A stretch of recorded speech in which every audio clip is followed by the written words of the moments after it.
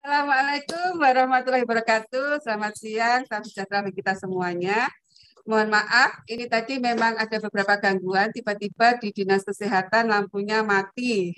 Ada pemadaman sehingga saya lari ke rumah. Ternyata di rumah nggak stabil. Saya kembali lagi ke dinas. Untuk rumah antara rumah dan dinas cukup dekat sehingga segera bisa diatasi. Terima kasih. Nah, Bapak Ibu sekalian, kalau kita ngomong standar revisi bab 2 atau UKM, itu kita akan ada beberapa, ini ada 2 titik sampai dengan 2,8. 2,1 adalah perencanaan UKM secara terpadu.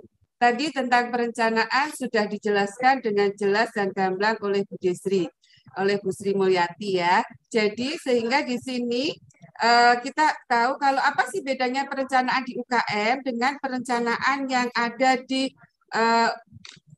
yang ada di admin gitu ya. Kalau kita ngomong perencanaan di UKM, kita harus ngomong dulu bahwa UKM, kalau kita ngomong UKM, yang kita omongkan adalah UKM esensial dan pengembangan. Kalau ngomong esensial ada lima esensial yang jelas sudah ditetapkan di Permenkes 43 dan juga pengembangan. Nah, kalau pengembangan ini memang setiap puskesmas tidak akan sama. Tergantung dari situasi kondisi puskesmas memilih yang mana untuk dari beberapa pengembangan. Nah, ini didasarkan apa? Analisis situasinya, kondisinya memang dibutuhkan oleh masyarakat sehingga kita melakukan layanan pengembangan.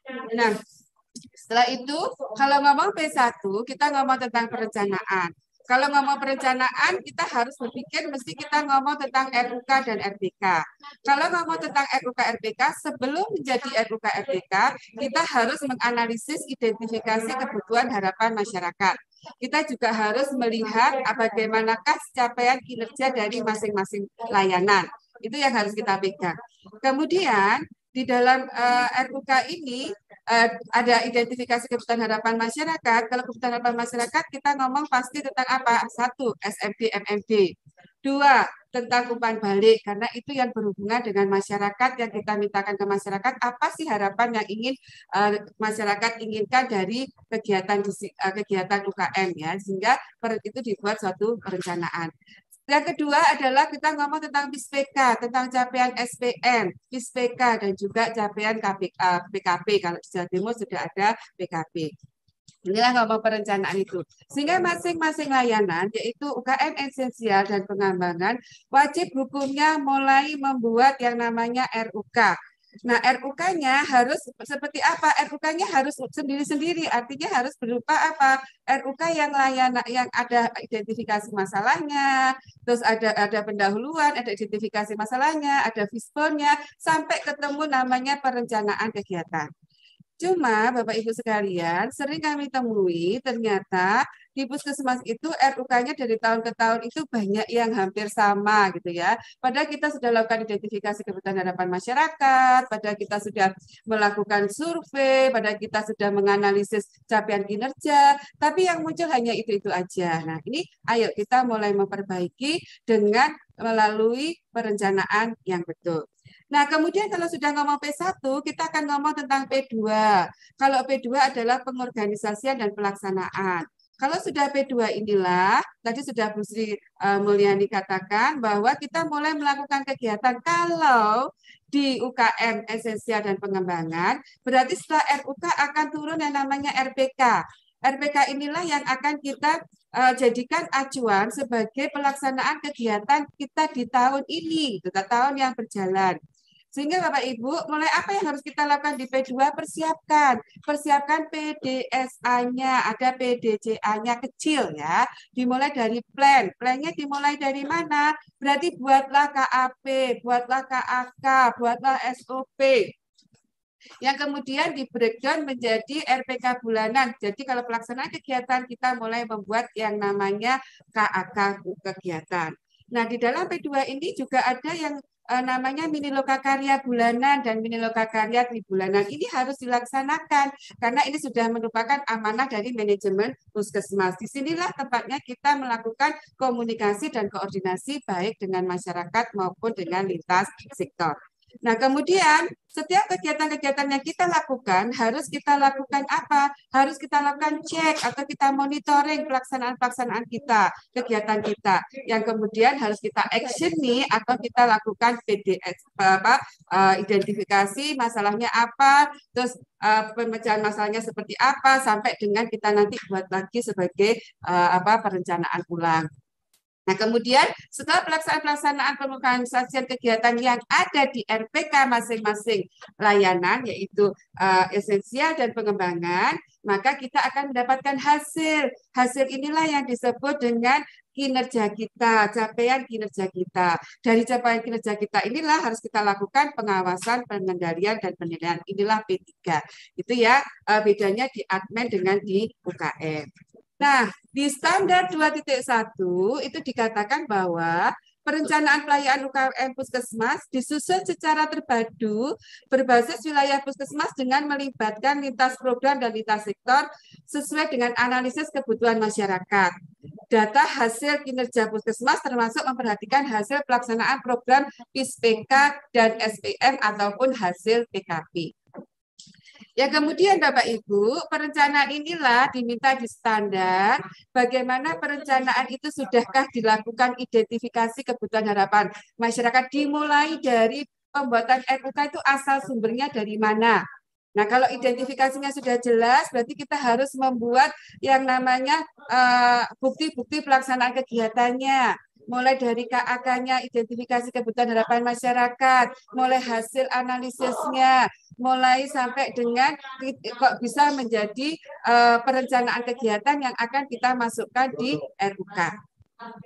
Kemudian jangan lupa setelah perencanaan identifikasi masyarakat itu sudah jadi, di dalam UKM kita tuh mempunyai sasaran ada 3. Kita selalu diminta sasaran kita ada 3. 1 adalah masyarakat, 2 lintas program, dan 3 adalah lintas sektor. Dibalik bolak-balik nggak apa-apa. Tapi ketiga-tiga itulah yang merupakan sasaran kita yang kita harus kerjakan bersama-sama dengan itu. Nah, oleh sebab itu, Bapak Ibu sekalian, kalau ngomong dengan UKM esensial dan pengembangan, kita kan nggak lepas dengan sasaran ketiga itu. Setelah hasil identifikasi kita temukan, apa yang harus kita lakukan? Yaitu kita harus memberikan sosialisasi kepada siapa? Kepada masyarakat, kepada lintas sektor, dan kepada lintas program. Sehingga setelah kita adakan bersama-sama untuk mengatasi permasalahan kesehatan, itulah kita lakukan yang namanya masukkan di dalam RUK, kemudian akan menjadi RPK. Ini ya Bapak Ibu ya. Kalau kita lihat bahwa sebetulnya RUK itu berasal dari mana? Ya, otomatis kalau ngomong RUK kita harus ngomong dulu tentang analisis situasi dulu. Bagaimana kondisi dari situasi kegiatan kita. Mulai dari apa? Hasil capaian kinerja masing-masing layanan. Kemudian hasil dari kebutuhan harapan masyarakat dan juga ditambah dari hasil PISPK. Kemudian dari ketiga-tiga inilah kita masukkan prioritas satu masalah sehingga kita bisa menjadikannya itu sebagai problem solusinya adalah melalui dengan RUK. Setelah RUK turun, RUK dibuat, turunlah yang namanya RPK. Jangan lupa di dalam RUK pun kita juga harus melihat rencana 5 tahunan kita, apakah dengan 5 tahunan kita sudah sinergi atau belum ya. Kemudian kita lakukan dari RPK yang ada inilah kegiatan-kegiatan itu akan kita lakukan atau laksanakan. Disinilah P2 mulai berjalan. Setelah itu kita akan menemukan hasil. Dari hasil inilah kita akan lihat bagaimana di P3-nya. Mulai kita monitoring, kita evaluasi, bahkan kita lihat dari capaian-capaian kinerja kita. Oke. Nah, berikutnya 2.11 perencanaan pelayanan UKM Puskesmas disusun secara terpadu kerja dengan melibatkan lintas program dan lintas sektor. Kalau ngomong lintas program lintas sektor, Bapak Ibu harus tahu wadah yang tepat untuk membicarakan hasil dari analisis kebutuhan harapan masyarakat kita itu ada di mana? Oh, kalau di program bisa di praminilog. Oh, kalau di program bisa pada minilog bulanan. Nah, tadi sudah dijelaskan oleh Gong 161 itu ada tentang miniloka karya. Di dalam miniloka karya itu ternyata di lampirannya itu sudah ada kalau kita mau lihat, di situ sudah ada jadwal-jadwalnya. Sebenarnya kita sudah enak, sudah dituntun sama Permenkes 44 ini. Ini loh, kalau mini lokakarya pertama itu, ini loh yang harus kamu bahas. Ini loh yang kedua, kayak yang ketiga. Nah, kita tinggal menyesuaikan itu. Dengan secara otomatis, kita akan mempunyai yang namanya bukti bahwa kegiatan-kegiatan hasil identifikasi kebutuhan masyarakat kita sudah melibatkan lintas program dan lintas sektor. Nah, kalau untuk lintas sektor, di mana tempatnya? Yaitu di mini lokakarya triwulan. Sehingga apa yang harus kita lakukan? Bukti-bukti gaunnya. Notulennya, nanti kami akan melihat notulennya apakah sudah mencerminkan adanya keterlibatan lintas sektor dan lintas program di dalam pembuatan perencanaan hasil identifikasi kebutuhan harapan masyarakat. Ini ya, ini pokok pikirannya dilakukan SMD-MMD ya. Pokoknya kalau ngomong identifikasi masyarakat, yang ada di masyarakat yang ada adalah SMD dan MMD. Berarti bukti SMD-MMD tolong sudah ada hasilnya dan itu sudah ada yang dimasukkan di dalam RUK. Terus ada juga dianalisis di RUK. Terus untuk hasil kita cari yang namanya PISPK, SPM. Kalau ngomong hasil kinerja yang dianalisis, kalau di Jawa Timur ada 3 ya. Yang satu adalah hasil PKP, kita punya PKP. Yang kedua ada hasil PISPK. Yang ketiga adalah hasil SPM. Itu harus kita lihat. Dan ini juga harus kita apakan hasil yang tidak sesuai atau yang belum kita tercapai, yang akan kita buat suatu perencanaan, juga harus dianalisis, kemudian kita keluarkan juga ke lintas program dan lintas sektor. Kemudian kegiatan-kegiatan dan setiap pelayanan UKM di Puskesmas disusun oleh pelaksana dan koordinator pelayanan UKM mengacu pada hasil data kinerjanya. Ya. Nah, ini adalah contoh-contoh dari apa sih yang harus kita siapkan. Kalau untuk yang diminta adalah dilakukan identifikasi kebutuhan dan harapan masyarakat. Tadi sudah saya jelaskan ya. Di situ kita harus siapkan SOP-nya, SK-nya, KAK-nya, identifikasi kebutuhan harapan masyarakat, hasil yang sudah dianalisis, sampai dia muncul menjadi perencanaan ditindaklanjuti berupa perencanaan kegiatan yang akan kita masukkan di dalam RUK. Di dalam 2.112, mohon maaf kalau saya terlalu cepat atau saya ini ya, karena bab 2 ini saya yang harus menjelaskan sendiri. Sedangkan tadi kalau bab 1, Bu Desri sama Kung Sony bisa 3 jam. Kalau saya ini dikasih waktu cuma 1 jam. Tapi saya akan berusaha dan nanti akan lebih aplikatif sehingga Bapak Ibu akan bisa lebih membayangkan apa sih dokumen-dokumen yang akan saya siapkan untuk memenuhi daripada elemen-elemen penilaian yang diminta gitu ya. Nah, berikutnya 2.112 hasil identifikasi kebutuhan harapan masyarakat dianalisis bersama. Tadi sudah ya. Jadi melalui mini lokakarya bulanan, kalau itu sasarannya lintas program, kalau lintas sektor melalui sasarannya adalah dengan mini lokakarya bulanan. Tolong di situ notulennya harus jelas. Tadi ada pertanyaan, notulen itu sebaiknya ditulis, diketik atau diketik atau ditulis. Harusnya yang namanya notulen itu tulis ya. Kalau ketik itu namanya laporan. Jadi kalau yang lebih pas yang namanya notulensi itu adalah tulis. Jadi di situ ada proses di mana kita begitu ada kegiatan kita langsung menuangkannya di dalam notulensi. Kalau diketik berarti kita harus mengulang lagi atau mengingat-ingat lagi. Kalau itu biasanya disebut laporan. 2.114 tersedia RUK ya. Setelah identifikasi dan lain sebagainya sudah ada, tentulah teman-teman semua, Bapak Ibu sekalian harus ada RUK.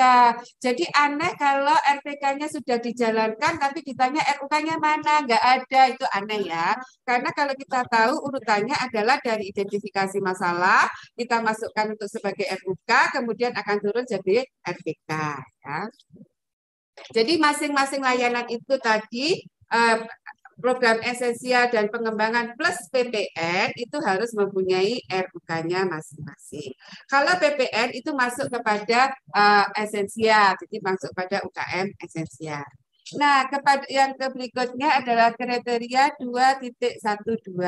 Ini kita ngomong tentang pemberdayaan masyarakat.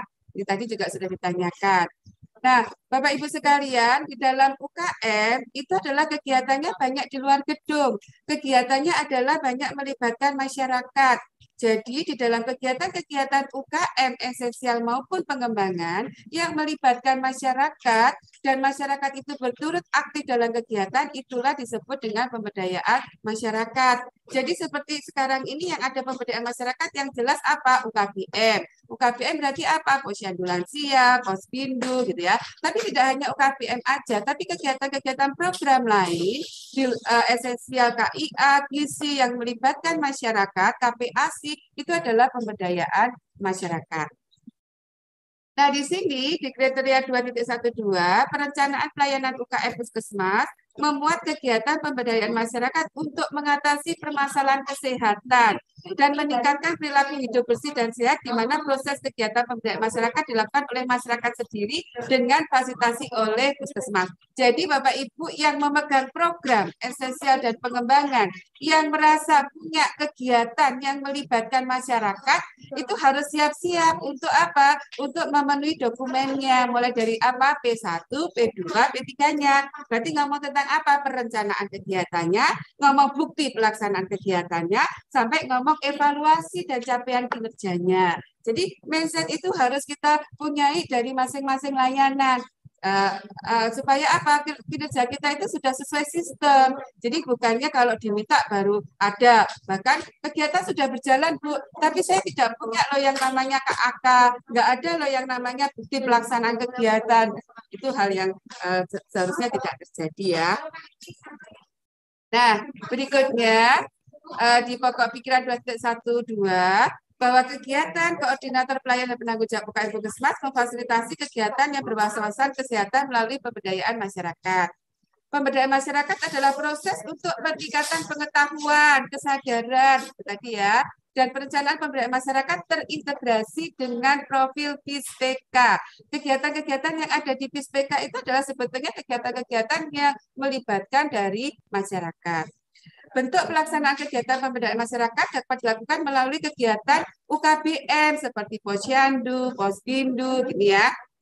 Banyak kegiatan-kegiatan dari masing-masing layanan, esensial dan pengembangan yang tadi sudah saya sebutkan yang melibatkan masyarakat, itulah disebut pemberdayaan masyarakat. Nah, elemen penilaian 2.12 terdapat kegiatan fasilitas pemberdayaan masyarakat yang dituangkan dalam RUK dan RPK. Jadi masing-masing esensial dan pengembangan dilihat RUK-nya dan RPK-nya apakah sudah sesuai, dan di RPK-nya itu apakah ada kegiatan-kegiatan yang melibatkan pemberdayaan masyarakat, dan umumnya kegiatan UKM esensial dan pengembangan itu pasti melibatkan pemberdayaan masyarakat. Yang berikutnya terdapat bukti keterlibatan masyarakat dalam kegiatan pemberdayaan masyarakat mulai dari perencanaan, pelaksanaan, perbaikan, evaluasi. Nah, inilah yang saya sebutkan tadi bahwa setiap kegiatan yang melibatkan masyarakat UKBM, teman-teman harus mempunyai mindset menyiapkan P1-nya, P2-nya, dan P3-nya. Ya, dan itu pada waktu kita mengundang mereka, pada waktu membuat perencanaan bersama-sama, terus pelaksanaan kegiatannya juga sasarannya adalah masyarakat, kita ada bukti gaunnya kalau itu berupa bentuk pertemuan, terus kemudian kita monitoring dan kemudian kita evaluasi dari hasilnya. Yang berikutnya terdapat kegiatan pemberdayaan masyarakat dalam pelaksanaan pelayanan UKM Puskesmas yang bersumber daya masyarakat. Nah, Bapak Ibu, ada beberapa kegiatan di masyarakat, memang ada yang merupakan swadaya masyarakat. Nah, ini banyak sekali pertanyaan, Bu Betty, apakah ini harus dimasukkan di dalam RPK? Kan padahal ini sudah swadaya masyarakat.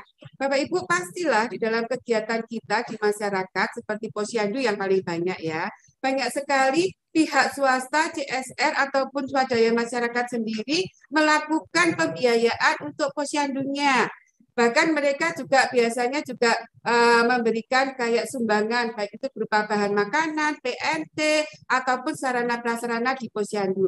Itulah yang kita list, Bapak Ibu. Dan kalau sudah kita list, ini kita masukkan di dalam perencanaan kita, sehingga kita tahu bahwa ada beberapa kegiatan yang tidak perlu didanai oleh APBD ataupun BOK atau yang lain, karena masyarakat sudah mendanai sendiri.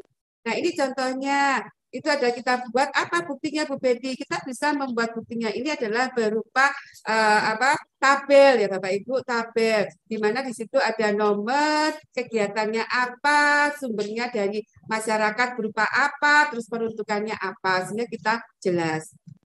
Nah, setelah itu kegiatan-kegiatan selalu dilakukan yang namanya evaluasi. Pada waktu pelaksanaan kegiatan pemberdayaan masyarakat, pastilah ada sesuatu yang bermasalah. Disitulah harus kita lakukan evaluasi dan tindak lanjut.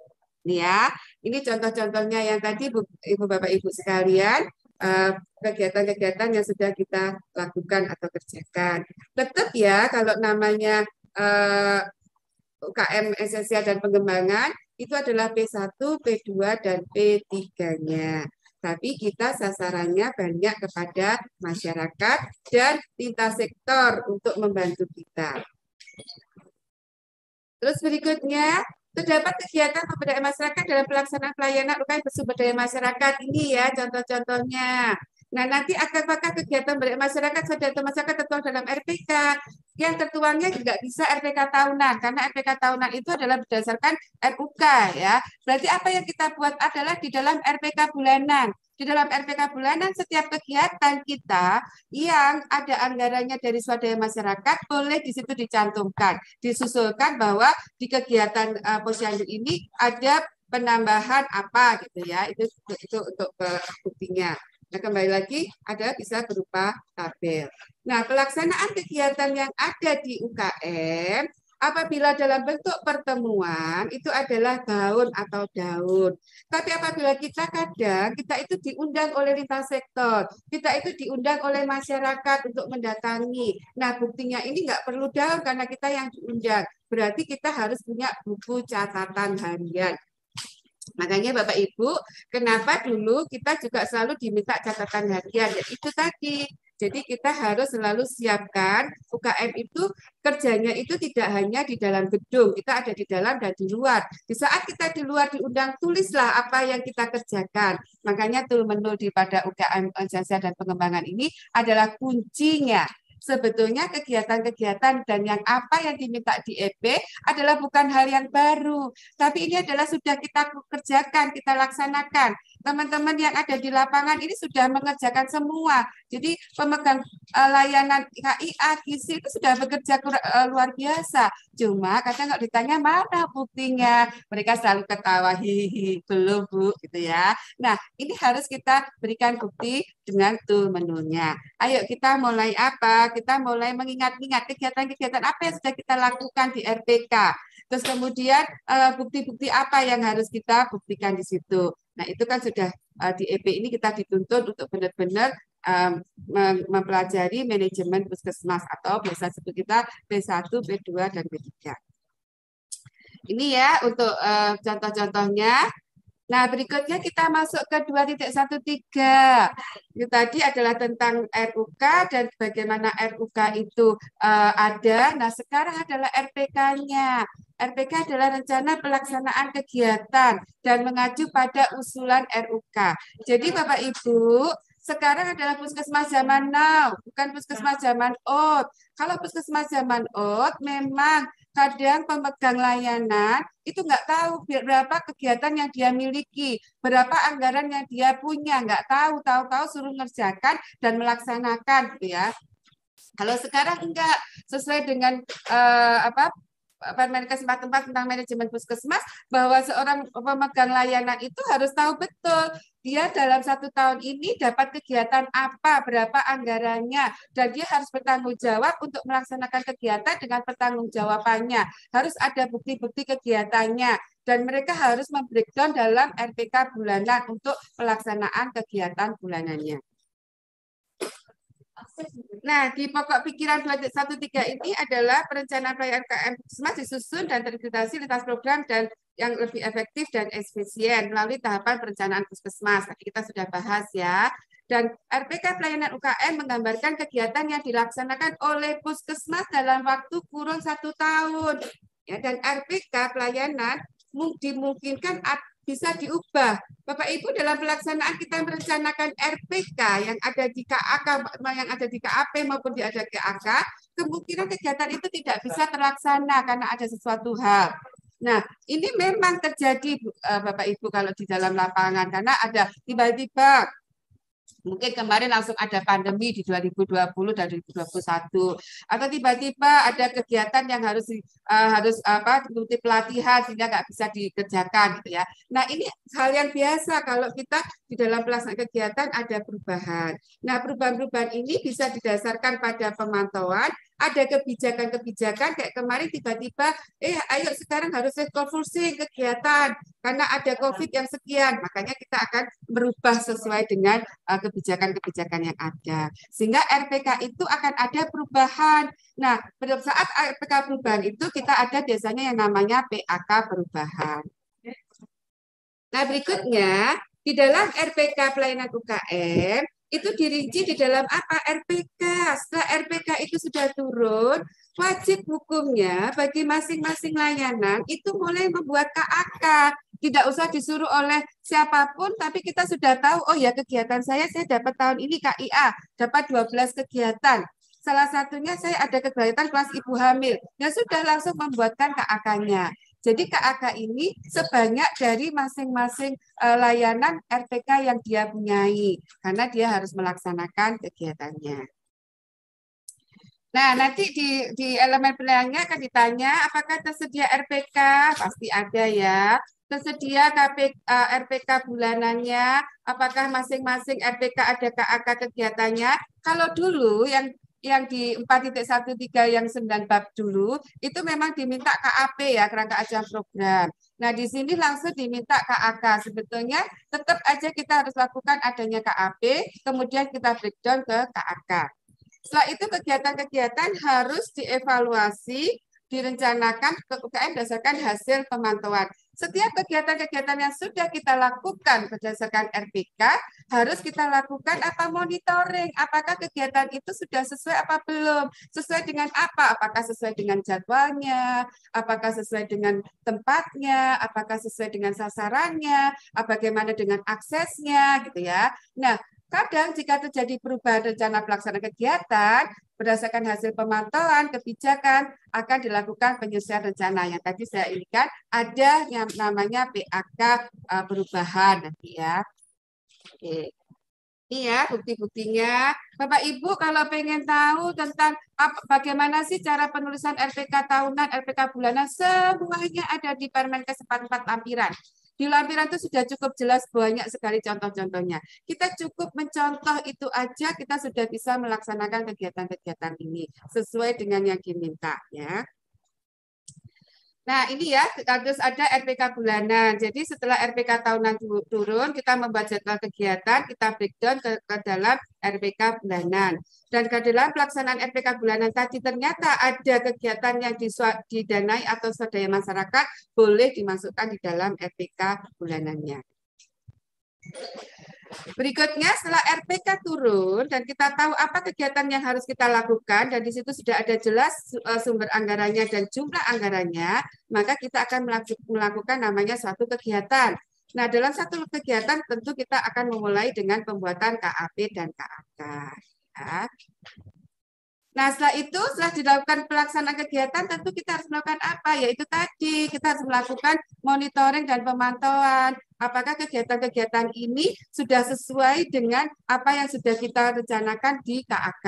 Nah, Bapak Ibu, kalau di UKM, memang untuk tabel-tabel nggak ada yang standar ya. Tabel-tabel ini disesuaikan dengan masing-masing kita, yang terpenting kita paham. Maksud tabel ini adalah mempermudah kita untuk kita bisa mengevaluasi dan menganalisis dari kegiatan-kegiatan kita. Kalau kita temukan banyak bentuk contoh form-form, itu tidak apa-apa, asalkan kita tanyai pada yang memegang program atau yang membuat, dia betul-betul sudah memahaminya. Sehingga itu hanya adalah sebagai alat bantu kita untuk mempermudah kita di dalam melakukan pekerjaan. Jadi ada bukti-bukti seperti ini ya. Nah, ini bukti-buktinya yang juga yang harus dilakukan di 2.135. Nah, kita masuk ke 2.2. Karena kita di UKM ini saya nggak akan ini ya karena waktu juga bahwa kita ada sampai dengan 2.8. Nah, 2.2 ini ternyata ngomong tentang apa? Akses ya. Jadi kalau tadi di 2.1 ngomong tentang P1, ngomong tentang perencanaan kegiatan RUK-RPK sampai dengan RUK-RPK itu berasal dari mana, dari identifikasi ketenagaan masyarakat dan lain sebagainya. Nah, sekarang kita ngomong tentang sudah pelaksanaan kegiatan dengan aksesnya. Yaitu di sini dikatakan penanggung jawab UKM, koordinator pelayanan dan pelaksanaan kegiatan UKM memastikan kemudian akses sasaran dan masyarakat terhadap pelaksanaan pelayanan UKM. Di sini untuk standar ini kita ngomong akses dari jadwal ya, penjadwalan kegiatan. Tentu di dalam UKM setelah kita membuat KAK ada jadwal kegiatan yang harus kita buat. Nah, jadwal ini harus kita sosialisasikan ya, dan jadwalnya disosialisasikan kemana? Nah, di sini nanti ada akses-aksesnya, bagaimana cara penjadwalan kegiatan itu dilakukan. Yang kemudian bagaimana cara kita menginformasikan kepada 3 sasaran kita, masyarakat, lintas sektor, dan lintas program. Nah, yang pertama diminta adalah penjadwalan pelaksanaan UKM Puskesmas disepakati bersama memperhatikan masukan sasaran. Ya. Jadi kita ada tetap 3 ya kalau di UKM sasarannya. Kita selalu masyarakat, lintas program, dan lintas sektor. Nah, di sini diminta yang memperhatikan dari jadwal-jadwal yang kepada masyarakat, ada kesepakatan dengan masyarakat, kepada lintas program, dan juga pada lintas sektor. Kalau kepada masyarakat, itu kita biasanya adalah jadwal-jadwal posyandu, posyandu balita, posbindu, dengan bukti jadwal kegiatan, dan biasanya sudah ada tanda tangan dari Bapak Kepala Desa, ya, untuk membuktikan bahwa ini Bapak Kepala Desa adalah sebagai perwakilan dari masyarakat. Kalau nanti lintas sektor, itu adalah kita berhubungan dengan kita ke sekolah-sekolah. Kita ada bias, kita ada vaksinasi, dan lain sebagainya. Itu adalah yang kita dengan lintas sektor. Jadi kalau kita di UKM ini harus betul-betul mendalami sasaran kita. Kalau di masyarakat, jadwalnya ada di mana. Terus kesepakatannya seperti apa? Kalau di lintas program biasanya di mana? Biasanya ada di Minila KK lintas program gitu ya. Dan biasanya aksesnya di mana? Bisa ditempel atau melalui WA group dan lain sebagainya. Nah, di pokok pikiran 2.21 bahwa jadwal disusun berdasarkan masukan tadi ya. Kalau masukan-masukan yaitu dari masyarakat, lintas program, dan lintas sektor. Tempatnya harus jelas ya. Kalau sasaran itu biasanya kegiatan-kegiatan UKBM kita. Kalau lintas sektor biasanya adalah kegiatan-kegiatan yang melibatkan dari lintas sektor terkait ya. Seperti sekolah, KB, BKKBN, dan lain sebagainya. Agar sasaran masyarakat lintas program lintas sektor berperan aktif dalam kegiatan, maka jadwal harus disampaikan. Nah, penyampaiannya ini juga harus dengan media yang jelas, Bapak Ibu. Nah, makanya dulu Anda juga sudah ada bahwa pemanfaatan media komunikasi itu harus jelas. Apa aja sih di Puskesmas ini dilakukan? Kalau di masyarakat, kira-kira kalau kita mensosialisasikan jadwal itu dengan cara apa medianya? Oh, ditempel di Polindes, ditempel di Balai Desa boleh. Oh, melalui WA group atau melalui yang namanya kita adakan di Instagram atau di WA Story gitu ya. Nah, kalau di lintas sektor dengan apa? Kalau lintas sektor biasanya untuk jadwal kegiatan itu diumumkan di mana? Apakah melalui surat menyurat ataukah melalui mini lokakarya tribulanan? Sudah ada bukti notulen bahwa kita sudah mensosialisasikan bahwa 3 bulan ke depan itu kegiatan-kegiatan puskesmas apa aja, sehingga lintas sektor juga sudah tahu. Inilah cara komunikasi. Kalau lintas program, apakah melalui WA group, apakah melalui pada waktu mini lokakarya bulanan, apakah melalui apel pagi, itu adalah media-media komunikasi kita bisa mengeset dari jadwal-jadwal kegiatan kita. Bila mana dilakukan perubahan jadwal tentang waktu dan tempat masa kegiatan harus disepakati dan diinformasikan dengan jelas. Demikian juga setelah jadwal kita share ke masyarakat, lintas program dan lintas sektor, tetapi pada perjalanannya ternyata ada suatu masalah, berarti kita juga harus tahu aksesnya untuk merubah jadwal ini di mana, gitu ya. Kita bisa menggunakan lagi dengan apa? Oh, kalau masyarakat kita bisa membuat WA group. Kita bisa tempel bahwa di situ ada perubahan jadwal kegiatan atau melalui media sosial gitu ya. Terus kalau lintas sektor, kalau nunggu 3 bulan lagi kelamaan, oh berarti kita surati, berarti melalui surat menyurat. Itu semua harus ada buktinya. Ini ya, ini apa penilaian-penilaiannya sudah saya jelaskan tadi. Bagaimana cara kita untuk memberikan bukti dokumennya. Jadi kalau jadwal 2.2 ini harus 100 ya, semua harus 10, 10, 10 gitu ya, karena ini paling gampang dan teman-teman sudah melaksanakan, tinggal buktinya. Dan kebetulan saya juga adalah di Dinas Kesehatan adalah sebagai pendamping, sehingga saya juga mendampingi teman-teman puskesmas ya. Jadi saya tahu sekali bagaimana teman-teman puskesmas itu mengalami kesulitan untuk bukti gitu ya. Terutama untuk Bu Betty WA grup. Ada Bu Betty dulu tapi masih hilang, Bu Betty itu tahun nggak ada gitu ya. Nah, untuk menyikapi itu memang kalau kita membuat WA, kadang kan kita sudah kalau sudah penuh kita delete gitu ya. Kita screenshot, oke kita screenshot kalau kita screenshot. Tapi kalau tidak bisa, coba buat buku WA, log WA. Kita buat log WA itu adalah mungkin nanti kita kasih kolom-kolom nomor ya, tanggal, isi WA, sumber WA dari mana, grup apa, terus nanti keterangan. Kita buat buku, setiap ada itu ada yang menulis, sehingga kalau sudah ada bukti itu kita hilang, kita screenshot hilang, atau karena kita sudah kebanyakan ketumpuk, nggak masalah karena sudah ada buktinya. Ya. Kalau ditaruh di Facebook, kalau di Instagram itu gampang, masih bisa kita lacak. Karena Facebook, Instagram itu dia pintar sekali penyimpanannya. Jadi kita tinggal panggil gitu aja sudah akan muncul. Ini ya tersedia jadwal, ada buktinya ya. Ini ada bisa melalui leaflet, medsos, monggo ya. Kalau itu disosialisasikan Bu Betty jadwalnya di pertemuan ya harus ada gaunnya, harus ada bukti pelaksanaan pertemuannya.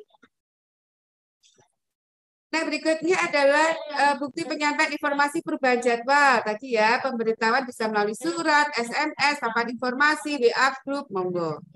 Ya, jadi UKM itu sebetulnya nggak susah ya bukti-buktinya. Karena apa? UKM itu sudah dilaksanakan.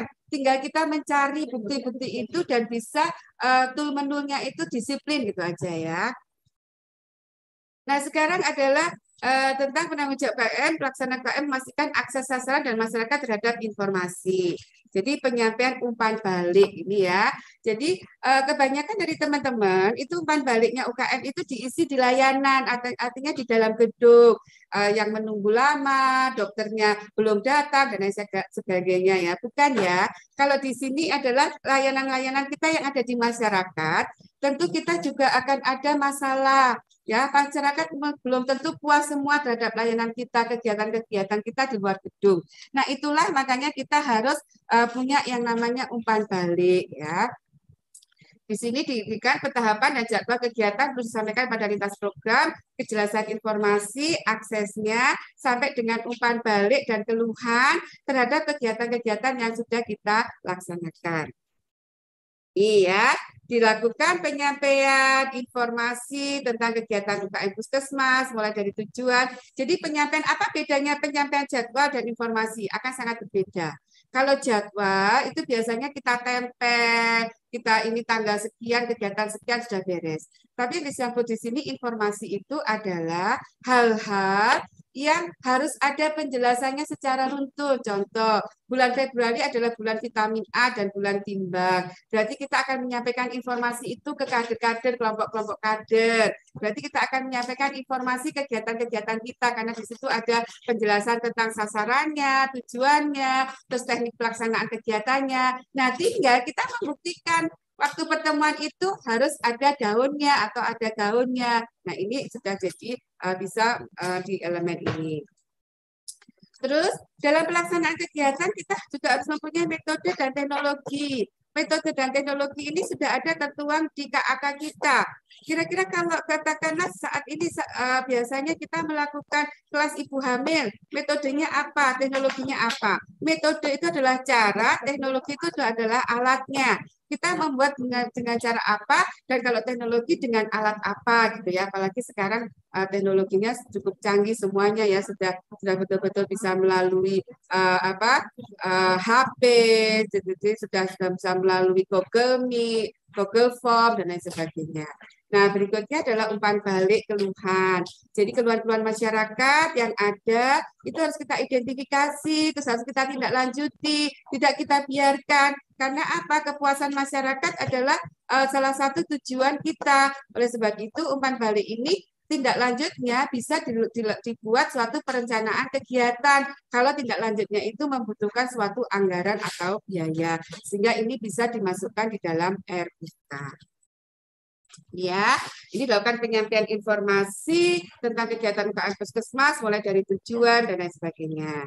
Ya, ini tadi sudah saya indikan. Nah, sekarang 2.3. Pergerakan dan pelaksanaan UKM dilakukan dan dikoordinasikan dengan melibatkan lintas program dan lintas sektor. Ya, jadi kalau kita ngomong tentang pelaksanaan kegiatan dilakukan dengan koordinasi dan melibatkan lintas program dan lintas sektor. Berarti ini adalah P2 yang kita melibatkan lintas sektor, lintas program. Berarti wadahnya ini adalah kalau tidak mini loka karya bulanan, ya mini loka karya tribulanan atau kegiatan-kegiatan yang mengundang dari lintas sektor. Ya. Nah, ini akan dilakukan apa? Komunikasi dan koordinasi dalam penyelenggaraan pelayanan UKM Puskesmas. Jadi pokok pikirannya keberhasilan pelaksanaan pelayanan UKM hanya dapat dilakukan dengan komunikasi dan koordinasi. Makanya Bapak Ibu, aneh apabila dalam pelaksanaan kegiatan kita nggak jalan yang namanya mini loka karya bulanan dan mini loka karya tribulanan. Kenapa? Karena ini tempatnya kita berkomunikasi dan berkoordinasi dengan lintas sektor kita untuk bersama-sama membicarakan masalah-masalah yang ada di dalam kegiatan-kegiatan kita atau layanan-layanan kita. Sehingga kita akan bisa membuat perencanaan. Bu Betty, tapi itu dalam kondisi kemarin, memang benar ya, di lapangan itu memang banyak yang mengatakan, Bu Betty, kemarin itu benar-benar zona merah. Kami nggak ada orang, kami benar-benar tidak bisa melakukan komunikasi dan koordinasi ya. Tetap kita bisa, entah itu melalui WA Group, entah kita melalui daring, kita melalui Zoom meeting atau Google Meet, itu juga bisa dilakukan bahwa kita itu sudah melakukan koordinasi komunikasi dan di situ sebetulnya kita bisa memasukkan unsur daripada mini loka karya gitu ya. Jadi sebetulnya nggak ada alasan untuk puskesmas tidak bisa melakukan mini loka karya. Oke. Kemudian kita tindak lanjuti. Ini ya, jadi PC UKM, pelayanan, pelaksanaan UKM melakukan komunikasi dan koordinasi. Jadi contohnya nanti apa? Ya bukti-bukti pelaksanaan kegiatan kita yang melalui baik itu melalui dari mini loka karya lintas program, sektor, atau apapun yang menunjukkan bahwa kita melakukan komunikasi dan koordinasi. Dan di dalam komunikasi koordinasi itulah pasti kita akan ada suatu kesenjangan atau ketidaksesuaian, makanya terus kita evaluasi. Ini ya contoh-contohnya ada bukti pelaksanaan komunikasi koordinasi baik melalui WA, melalui email, Facebook, ya, melalui notulensi kalau itu dalam bentuk pertemuan. Ini ya harus dievaluasi. Nah, sekarang 2.4, pelayanan UKM dilaksanakan dengan metode pembinaan secara berjenjang.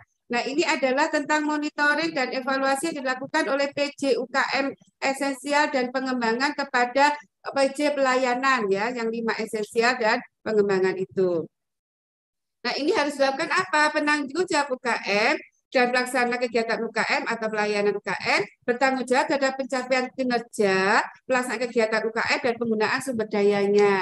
Jadi disinilah kita harus tahu bahwa di dalam pelaksanaan kita kegiatan itu harus ada PJ yang akan apa. Makanya di dalam Permenkes 43 itu struktur organisasinya ada PJ UKM esensial dan ada PJ UKM pengembangan. Yang ini fungsinya apa? Dia akan melihat bagaimana sih capaian kinerja dari KIA, bagaimana capaian kinerja dari GISI gitu ya. Terus demikian juga nanti dari yang satunya lagi, Bapak Ibu, kita juga bisa lakukan dari pengembangan. Nah, biasanya ini ada di mana ininya, wadahnya bisa di praminilog, bisa di minilog, atau bisa dengan cara mendatangi face to face. Berarti harus ada bukti berupa buku kegiatan bahwa ada istilahnya ada monitoring ya, atau dari monitoring dari kegiatan-kegiatan KIA yang biasanya ada kegiatan monitoring jaringan, jejaring gitu ya. Itu juga bisa digunakan. Ini adalah unsur pembinaannya.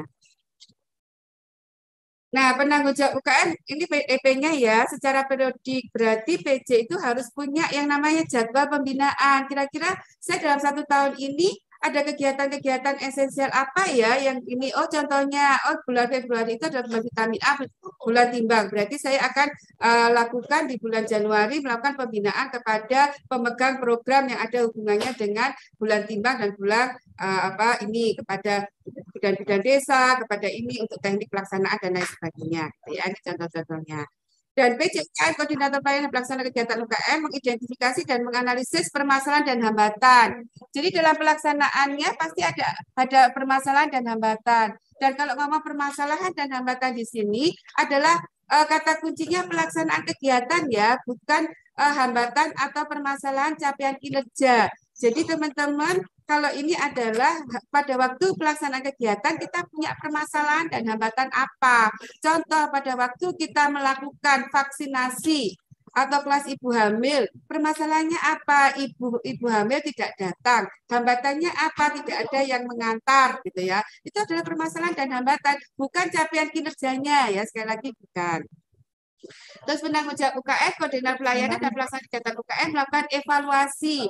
Nah, dari hasil masalah dan hambatan ini kita harus mengadakan evaluasi. Kita PDCA, kita identifikasi masalahnya, kita buat rencana tindak lanjutnya, kita tindak lanjuti, kemudian kita evaluasi. Jadi permasalahan hambatan ini harus dilakukan PDCA. Ini ya contoh-contohnya ya. Pada waktu kita ke pembinaan ke PJ UKM, ini ada contoh-contohnya. Dan sekali lagi di UKM itu tidak ada standar untuk form ya. Form itu bisa dipakai dalam bentuk apapun asal yang membuat paham apa tujuannya dan efektivitasnya. Nah, 2.5 yaitu pelaksanaan pelayanan UKM diperkuat dengan PISPK. Ini kita ada hal yang baru tentang PISPK. Nah, PISPK inilah Bapak Ibu biasanya adalah tim. Jadi tidak hanya UKM ini enggak ya, tapi tim PISPK sudah akan dibentuk. Nah, di dalam PISPK ini tentu ada P1, P2, dan P3-nya. Makanya kami harapkan pada waktu pelaksanaan PISPK, teman-teman yang memegang PISPK itulah yang bertanggung jawab untuk pemenuhan dokumen 2.5 ini. Karena apa? Beliaulah yang mengerjakan, yang sudah melaksanakan. Jadi mulai dari apa? Perencanaan PISPK-nya sudah masuk RUK apa belum? RPK. Terus bukti pelaksanaannya, intervensinya, gitu ya. Ini adalah tentang PISPK.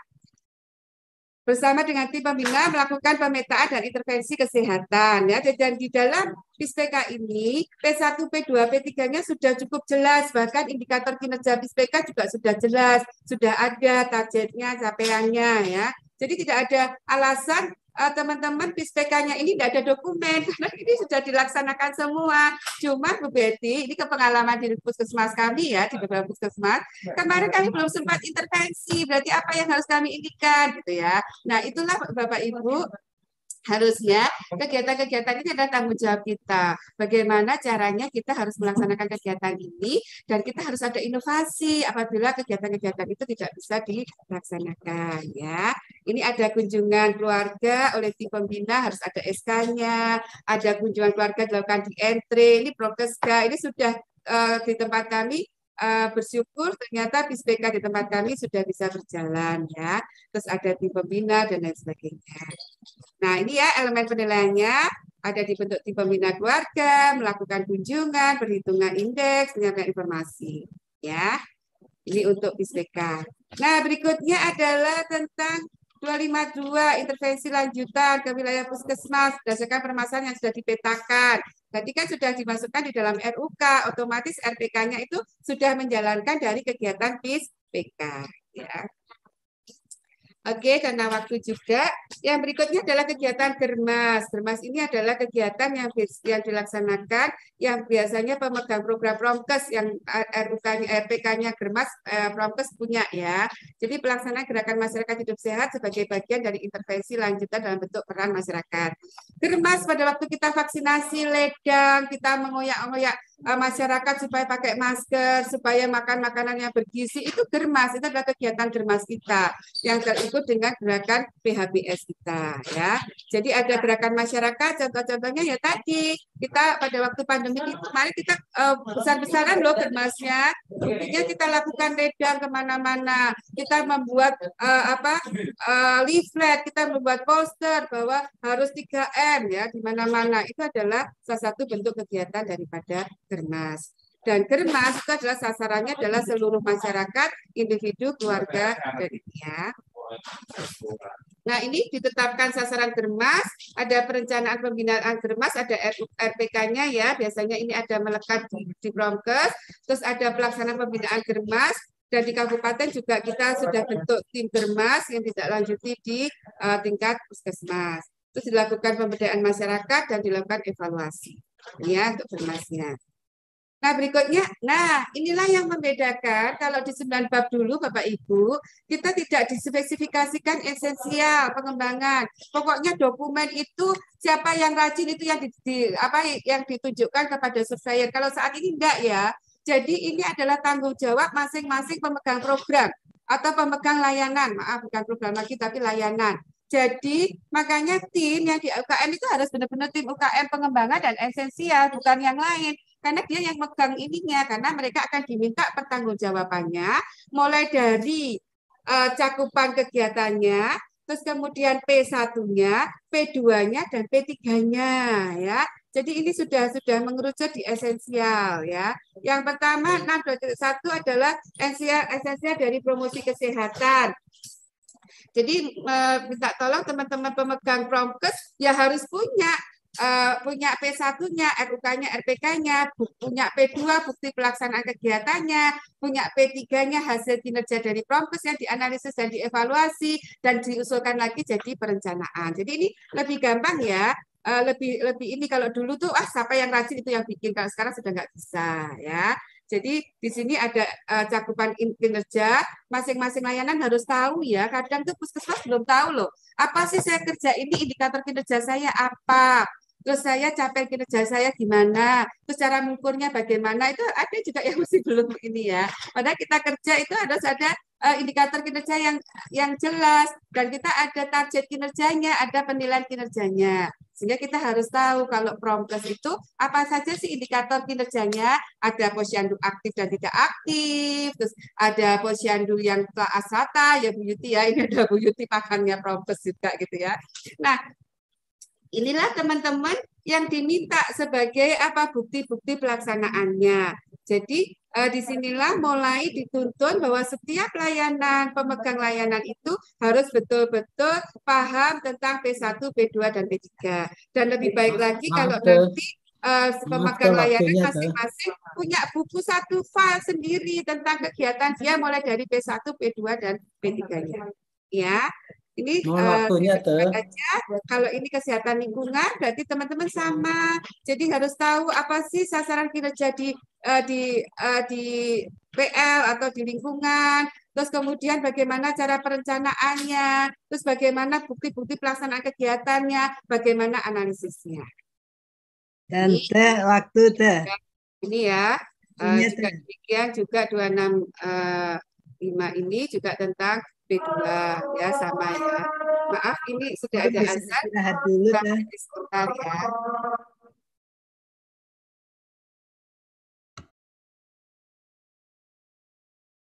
Mungkin bisa istirahat dulu sholat, barangkali nanti mungkin berapa menit gitu, 20 menit atau 30 menit masuk lagi untuk dimulai lagi. Gitu dah.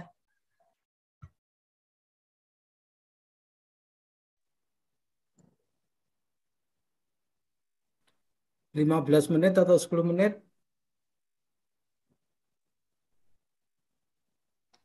Sholat dulu, Kong. Ya, waktunya berapa? 10 menit atau 15 menit? Sekarang kan pas jam 12. Oke, 15 menit ya. Oke. Ya. Untuk sholat aja loh. Untuk sholat aja, nggak ada makan kan? Sedikit Kong, sudah selesai. Saya selesaikan ya. Enggak mau izin nanti ini kita selesaikan aja. Boleh kah? Nanti karena saya itu baru Pak Agus.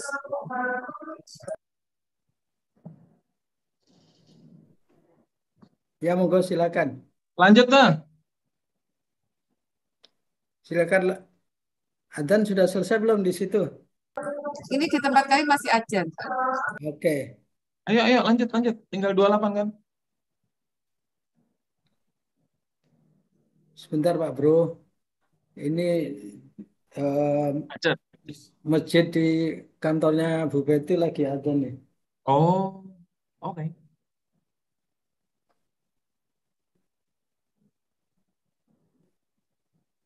Tempatnya Pak Bro sudah habis sholat ya?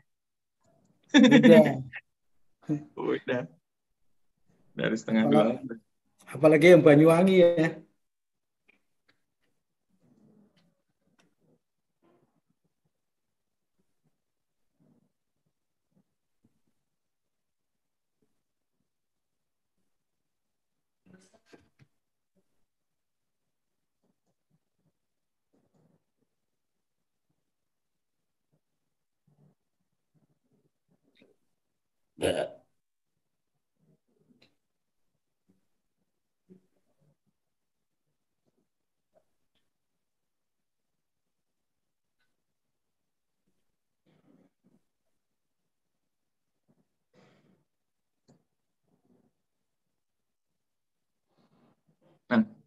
Nah, sudah selesai. Oke, sudah ya. Sebentar Pak Agus Tip, kurang sedikit kok kita. Nah, sekarang 2.7. Saya soalnya setengah jam. Ya, sebentar. Itu saya sudah selesai Pak Agus. Oke, Enggak apa-apa, kita lanjut aja. Santai aja. Oke. Soalnya saya ada ya oke. Nah, yang berikutnya adalah upaya kesehatan masyarakat pengembangan. Nah, di sini di pengembangan ini Bapak Ibu, memang setiap puskesmas akan berbeda-beda ya. Jadi tidak semua pengembangan dimasukkan. Silakan di dalam struktur organisasi dimasukkan semua. Tetapi pengembangan yang dimiliki oleh puskesmas sesuai dengan identifikasi masyarakat dan sesuai kebutuhan masyarakat baru diblut. Kata diblut ya, bukan diblut. Diblut. Katakanlah, oh di puskesmas saya ada pelayanan kesehatan gigi masyarakat, ada pelayanan kesehatan lansia, silakan ya. Jadi tidak ada batasan harus berapa dikerjakan untuk pengembangan. Tapi kalau tidak, karena ini reakreditasi, kita harus lebih daripada 2 ya. Nah, di dalam UKM pengembangan ini pun kita sama, kita harus tahu P1, P2, P3-nya ya. Diminta untuk cakupan dan pelaksanaan bagaimana sih UKM pengembangan itu dijalankan. Ya, mulai dari puskesmas melaksanakan upaya masyarakat pengembangan berdasarkan permasalahan yang ada di wilayah. Jadi harus ada identifikasi masalah kenapa kok memilih pengembangan itu betul-betul harus ada di dasar. Oh, saya ada layanan jiwa karena di masyarakat kami banyak sekali kasus jiwanya gitu ya. Ada dasar untuk ininya. Jadi dibuktikan dengan data-data yang mendukung gitu ya. Dan cakupan UKM pengembangan diukur dengan 3 indikator utama pengembangan yang ditetapkan oleh puskesmas.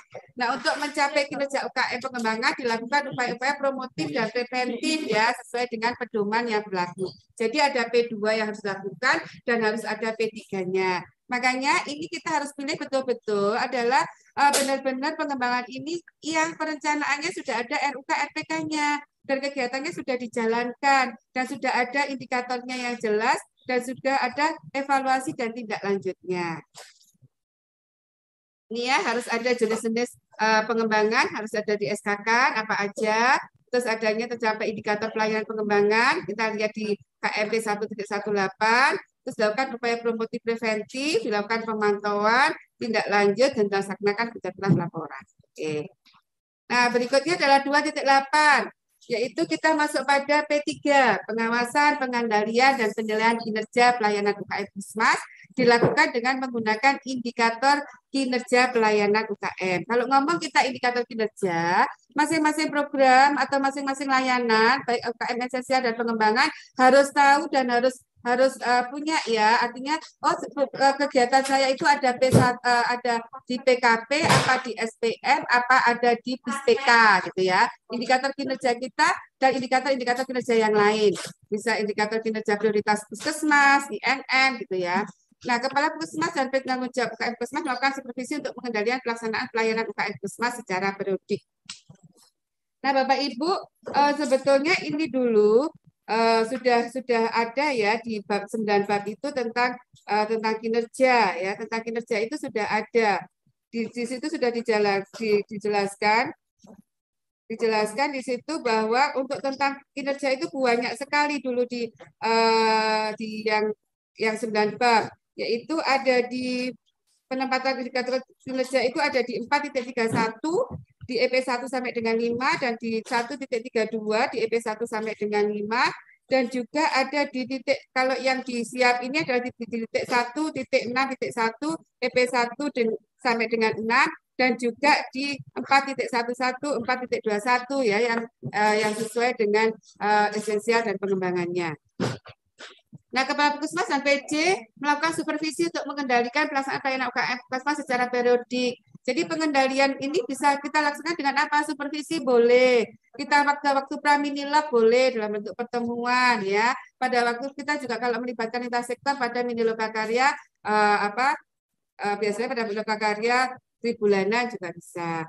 Nah, ini adalah tentang pokok pikiran yang di 281 adalah tentang supervisi yang ada, yang baik itu dilakukan oleh Dinas Kesehatan ke Puskesmas ataupun Puskesmas PJ kepada kepada pemegang program atau kepada PJ UKM esensial dan pengembangan kepada PJ layanan itu disilakan ya.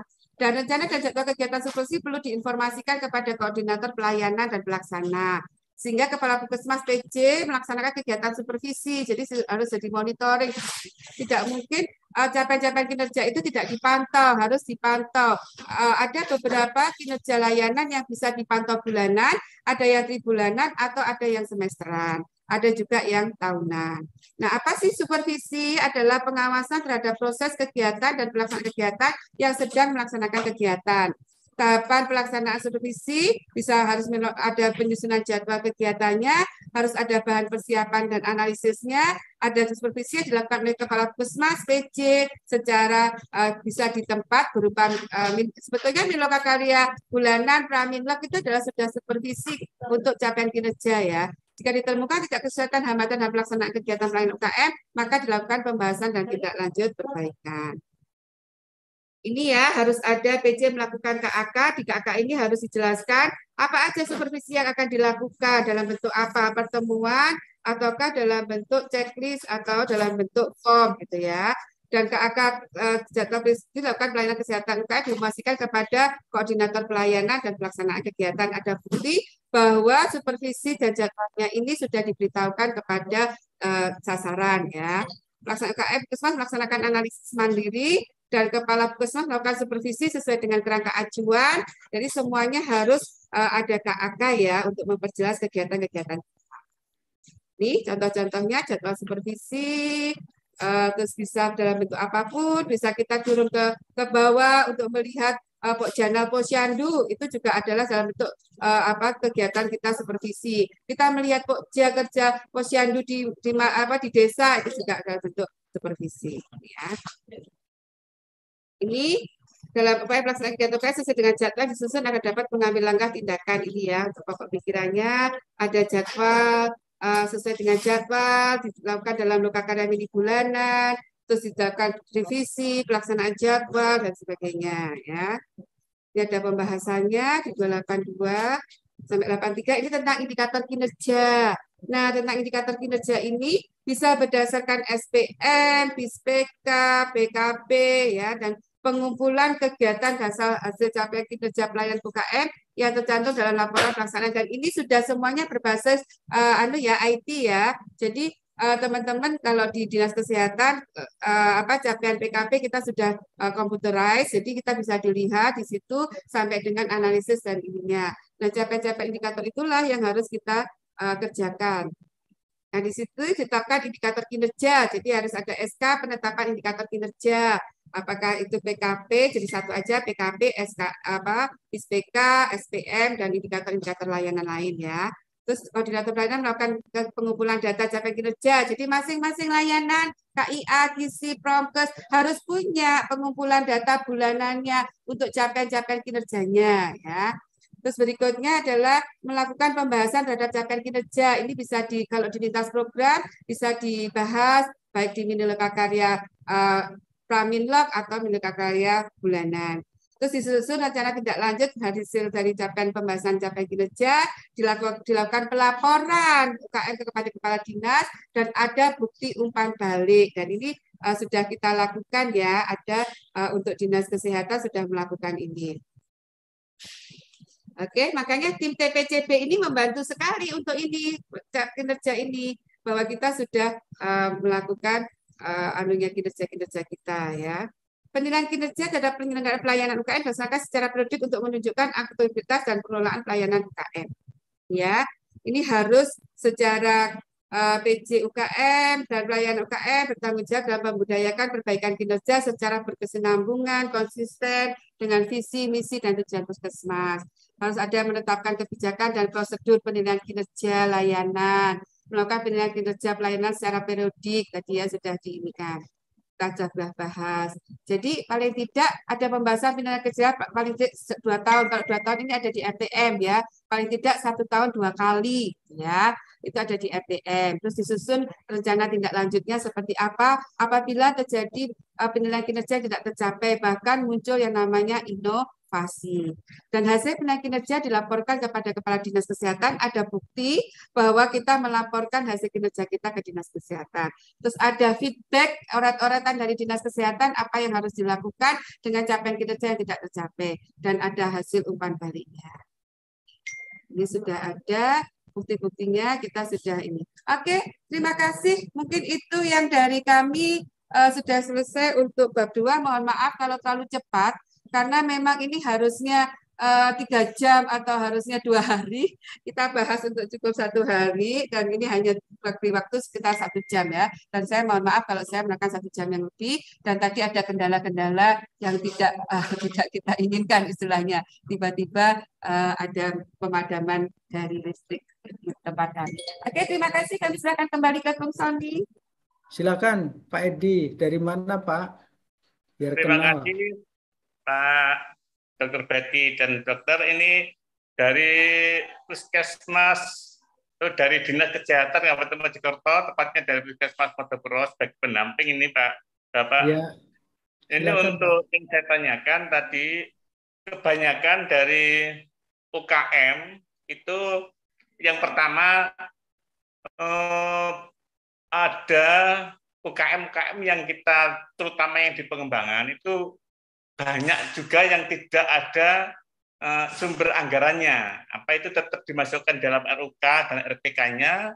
Yang pertama itu. Yang kedua, UKS itu di PMK 44 itu masuk dalam UKM pengembangan. Tetapi di PKP 2021, enggak tahu ini katanya PKP 2022 ada perubahan, itu masuk di esensial. Mungkin itu yang perlu nanti, mungkin itu ada perdebatan nanti kita pada saat bimbingan ke puskesmas, karena di PMK kita masuk ke esensial, di PKP masuk di pengembangan.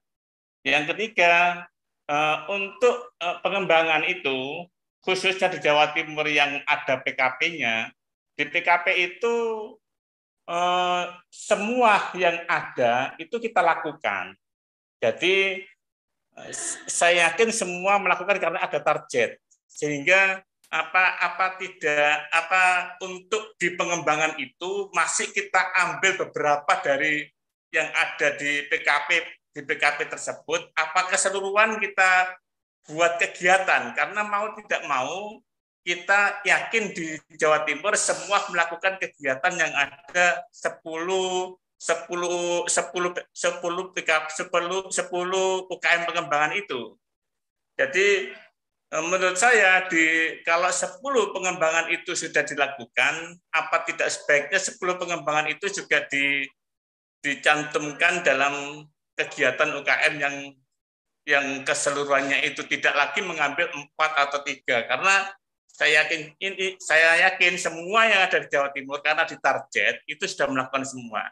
Itu mungkin yang saya tanyakan, Bapak. Mohon pencerahannya. Terima kasih. Baik, terima kasih Pak Edi. Silahkan Tabetsa, Bu Betty. Untuk UKM esensial itu adalah ada 5 ya, tetap ada 5. Itu sudah ada di Permenkes 43. Esensial itu apa aja? KIA, gizi, Promkes, PL gitu ya.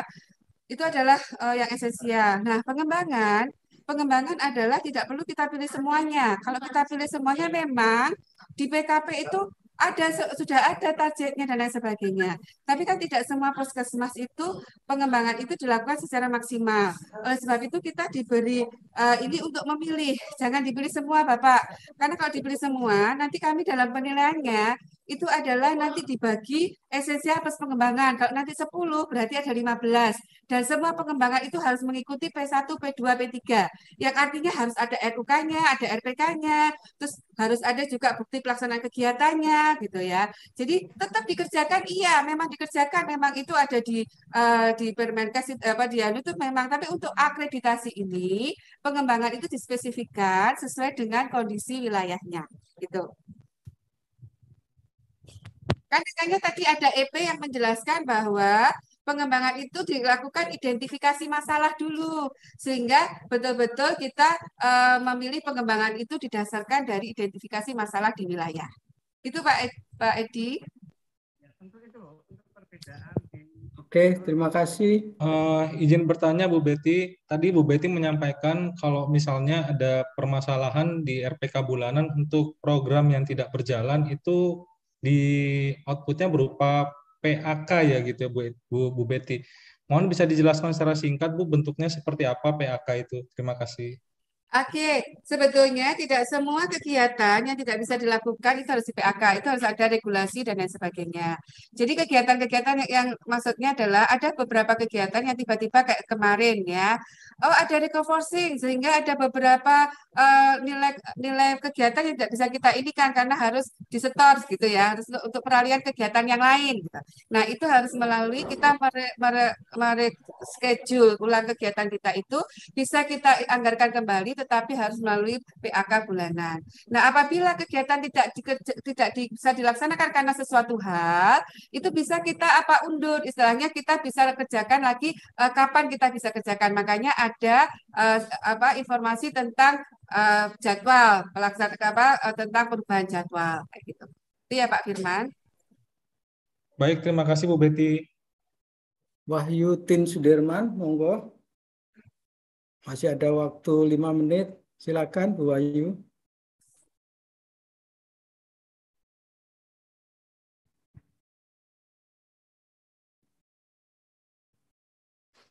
Halo, Bu Wahyu atau Pak Wahyu nih?